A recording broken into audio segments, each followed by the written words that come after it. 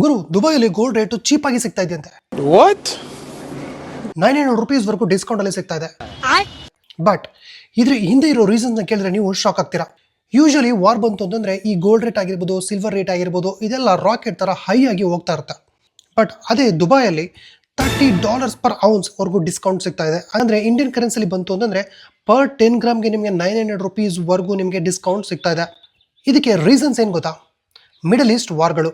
Dubai ಬಂದು world ಅಲ್ಲಿ one of the largest gold trading hub ಆಗಿದೆ.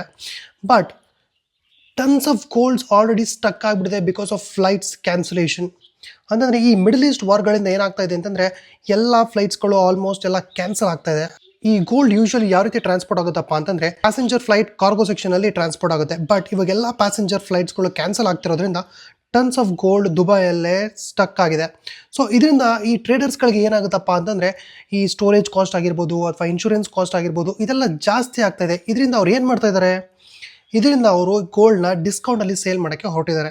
ವಾರ್ ಟೈಮಲ್ಲಿ ಏನು ನೋಡ್ಬೋದು ಅಂತಂದರೆ ಗೋಲ್ಡ್ ರೇಟ್ ಎಲ್ಲ ನಾವು ಜಾಸ್ತಿ ಆಗೋದನ್ನು ನೋಡ್ಬೋದು. ಬಟ್ ಅದೇ ವಾರ್ ದುಬೈಯಲ್ಲಿ ಗೋಲ್ಡ್ ರೇಟ್ನ ಚೀಪ್ ಮಾಡಿದೆ. ನೋಡಿ ಯಾರೆಲ್ಲ ಹೋಗಿ ತೊಗೊಂಬರ್ತೀರಾ ಅಂತ. ಸೊ ಈ ಕಮೆಂಟ್ ಬಾಕ್ಸಲ್ಲಿ ತಿಳಿಸ್ಕೊಡಿ. ಎಲ್ಲರಿಗೂ ನಮಸ್ಕಾರ. ಈ ವಿಡಿಯೋ ನಿಮಗೆ ಇಷ್ಟ ಆಗಿದ್ದಲ್ಲಿ ದಯವಿಟ್ಟು ಬೇರೆಯವ್ರಿಗೂ ಕೂಡ ಶೇರ್ ಮಾಡಿ, ಹಾಗೆ ಒಂದು ಲೈಕ್ ಕೊಟ್ಟು ಫಾಲೋ ಮಾಡೋದು ಮಾತ್ರ ಮರಿಬೇಡಿ. ನಾನು ನಿಮಗೆ ಒಳ್ಳೊಳ್ಳೆ ಇನ್ಫಾರ್ಮೇಷನ್ನ ತೊಗೊಂಡು ಬರ್ತಾನೆ ಇರ್ತೀನಿ. Thank you.